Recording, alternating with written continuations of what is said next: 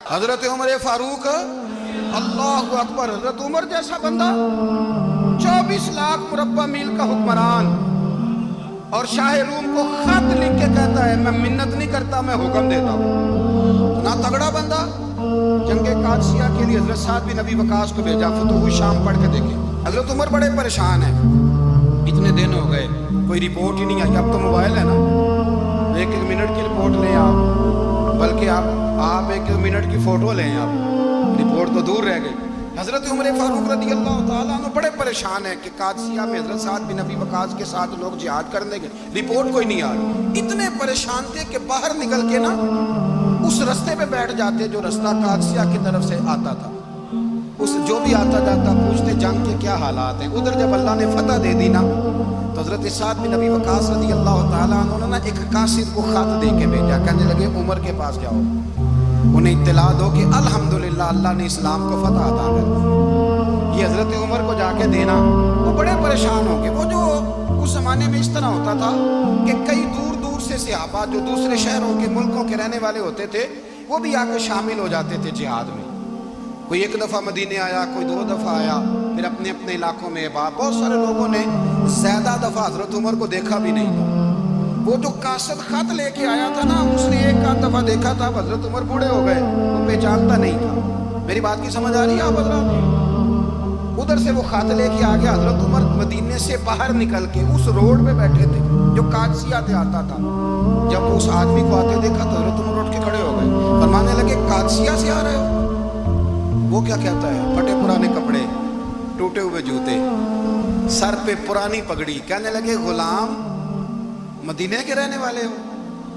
حضرت عمر کہنے لگے ہاں مدینے کا ہوں۔ کہا میں قادسیہ سے آیا ہوں، الحمدللہ اللہ نے اسلام کو فتح دے دی ہے، الحمدللہ کفر کی کمر ٹوٹ گئی ہے۔ اس نے یہ بات کر کے تو گھوڑے کو ایڑی لگائی، گھوڑا دوڑنے لگا مدینے کے، حضرت عمر بھی ساتھ ساتھ دوڑ رہے ہیں۔ فرمانے لگے اچھا بتاؤ خالد بن ولید کا کیا حال ہے؟ تھوڑا آگے جا کے فرمانے لگے اسامہ بن زید کیسے ہے؟ وہ کہتا ہے ٹھیک ہے۔ پھر اس نے اور گھوڑا، عمر ساتھ ساتھ دوڑ رہے ہیں، ساتھ ساتھ 24 لاکھ مربع میل کا حکمران، ایک جوتا پیر سے نکل گیا، عمر دوڑ رہے ہیں۔ آگے جا کے پوچھتے ہیں سعد بن ابی وقاص کا کیا حال ہے؟ کہا حضور وہ بھی ٹھیک ہے۔ کتنے لوگ میرے شہید ہو گئے مسلمانوں میں سے؟ کہنے لگا صحیح گنتی کا نہیں پتا، یہ لفظ ادا ہوتے ہوتے مدینے کی سرحد آ گئی۔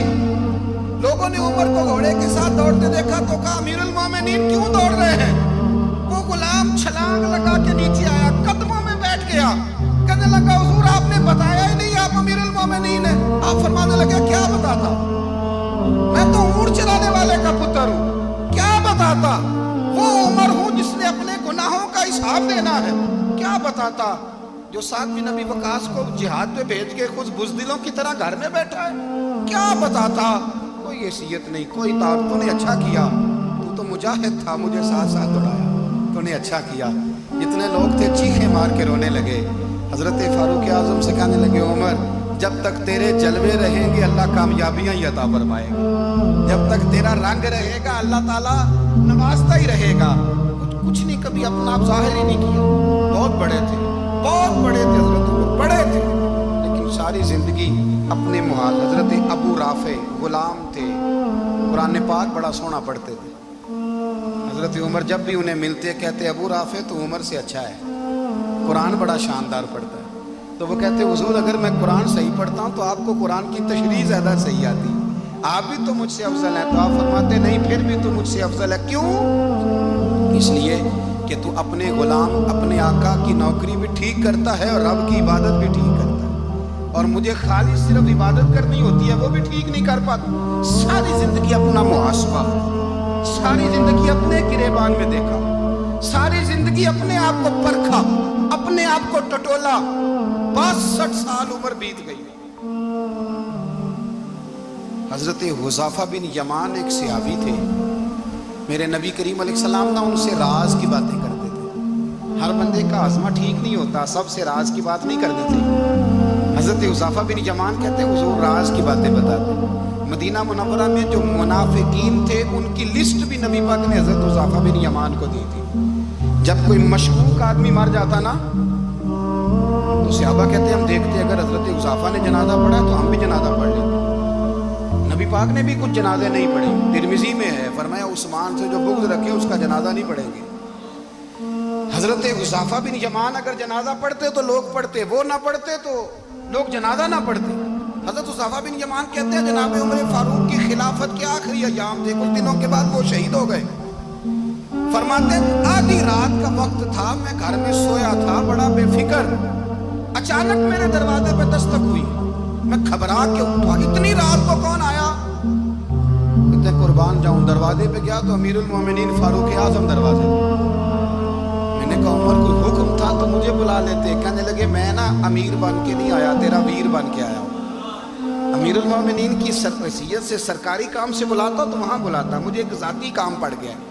کہتے میں نے عمر کو گھر کے اندر بلا کے چارپائی پہ بٹھایا. میں نے کہا حضور میں غریب آدمی, میں کیا آپ کے کام آ سکتا ہوں؟ تو کہتے ہیں انہوں نے نا مجھے ساتھ بٹھا لیا, پھر میرا ہاتھ پکڑ لیا. کہنے لگے تو عمر کو جانتا ہے؟ عمر جھوٹ نہیں بولتا. تو جانتا ہے عمر وعدوں کا پکا ہے؟ کہا حضور جانتا ہوں. کہا میں اس وقت آیا ہوں جب دیکھ بھی کوئی نہیں رہا. حضرت حذیفہ بن یمان کہتے ہیں پریشان ہو گیا, حضور پہلیاں نہ بجھوائے, مہربانی کریں بتائیں کدھر آئے ہیں. 62 سال کا ہو گیا ہوں, 63 میں چل رہا ہے, داڑھی سفید ہو گئی ہے, پھل پک گیا, اٹھ فریدہ ستیا, داڑھی آ گئی پور, اگا نیڑے آ گئی, پچھا رہ گئی دور. اب قبر اشر کا معاملہ صاف نظر آنے لگا ہے. کہا حضور مجھ سے کیا چاہتے ہیں؟ حضرت عمر رو پڑے. کہنے لگے آج میں عشاء کے بعد نکلا ہوں تو نبی پاک کے صحابہ مجھے نیک کہہ رہے تھے. پھر میں نے بچوں کی ماں سے اور بچوں سے بھی پوچھا ہے, وہ بھی مجھ سے راضی ہیں. پر حذیفہ تیرے ساتھ نبی پاک راز کی باتیں کرتے تھے, سچ بتا کہیں عمر کا نام منافقوں میں شامل تو نہیں؟ سچ بتا ان منافقین میں تو شامل نہیں, کہیں اوپر سے تو نہیں سارا کچھ؟ حضرت حذیفہ بن یمان کہتے ہیں میں باپ کے مرنے پہ اتنا نہیں رویا جتنا عمر کے سوال پہ رویا.